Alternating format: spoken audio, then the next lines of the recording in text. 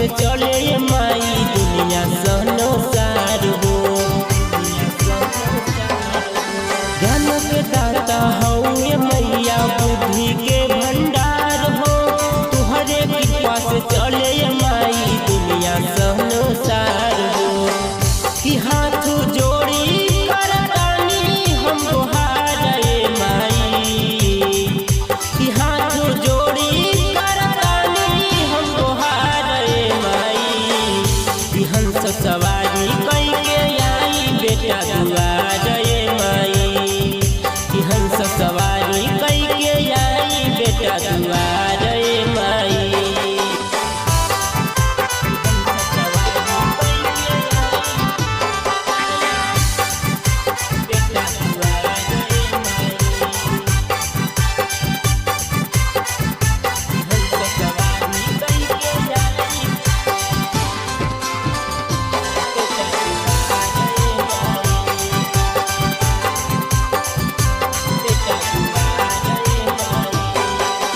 तोहरे कमाई हमर बनाज हो, बेटा के आपन रखली हलाज हो। ताना मारे हमके टोला समाज हो, सुनी हमारी हमर आवाज हो।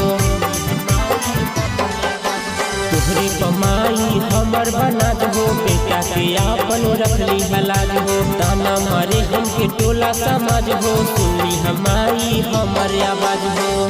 कि विनती करी हम तो से बार बार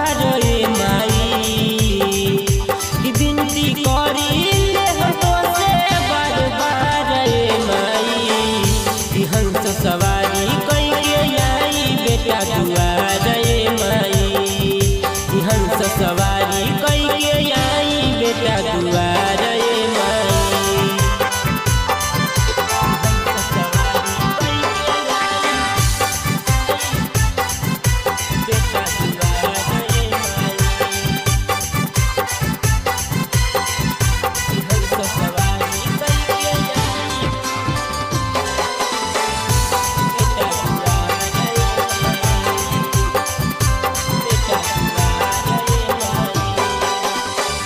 कहू माई के रचैया, सुन साहिल पर तू हो जा सहैया। लागल किनार बाटे हमर नैया, सुनाए माई तू बन जा केवैया।